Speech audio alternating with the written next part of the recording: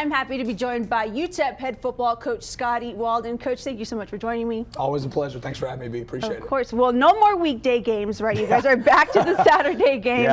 Only 4 games left to go in the regular season. You guys have Jack State up next, who's another top USA contender. Just what are you seeing from them? Yeah, a really good football team. Coming off of our game against Kennesaw State, just too many self-inflicted wounds, and I think our guys saw, without Kennesaw State's the top team in this league right now, and Jacksonville State arguably as well because they're both undefeated. But I think our guys saw that we gave those guys a lot of points with a punt return and a fumble for a touchdown. Again, it's day one. I sat there with Adrian and talked about every single opponent that we play. It's going to be UTEP versus UTEP. Jacksonville State, is another premier team in the league, and they run the football. They're number 1 in the league in total offense. They're number 1 in the league in rushing offense. Their rushing offense what makes them go. They have a running back named Cam Cook, who is a TCU transfer, who is the leading rusher in the league. Is a very special player. And then defensively, they like to blitz and come after you, give you different presentations in the back end.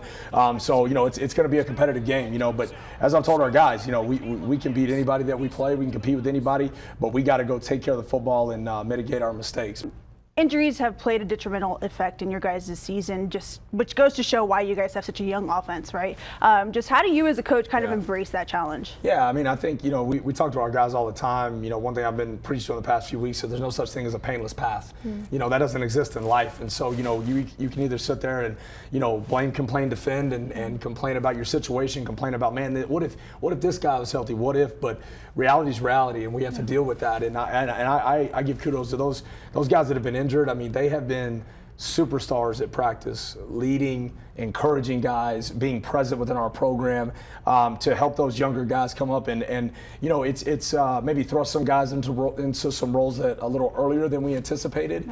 But you got guys like Walden Davis that have stepped up and become one of the the most explosive players on our team and one of the more explosive wide receivers in Conference USA. With the average yards per catch that he has, and there's a lot of growth that's happening in our program. A lot of growth with those young guys.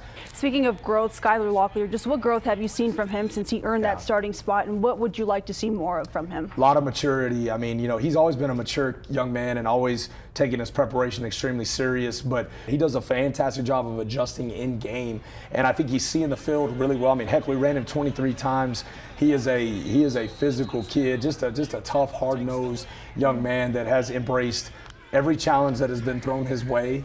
And has taken that and has not used any of that as an excuse. Well, this is going to be your second to last home game of the regular season. Just how important is it to finish strong at home? It's critical. It's critical. We have not played, our best football up to this point at home, and we need to play well at home. The Sun Bowl means the world to us. El Paso means everything to us. Our fan base means everything to us, and we want to put a great show on for those guys, and we want to win a football game in front of them. And we have no better opportunity to do that than against the number 1 team in the league right now in Jacksonville State at home, and they're coming into our place. And again, we need guys tailgating there. It's a 1 o'clock kickoff. We need to have our fan base rowdy and ready to get after it. It's going to be a beautiful day in the Sun Bowl, as it always is. There's nothing like Saturdays in the Sun Bowl, so we're glad to get back to Saturdays in the Sun Bowl, and maybe not a Tuesday, Wednesday night. You know what I mean? So, but we're thrilled to be back at home, being on the road. The last home game we had, I think, was a month ago, and so it's going to be awesome to be back in the Sun Bowl. We need our fans there to be loud, and it means the world to our program to get this thing back on track,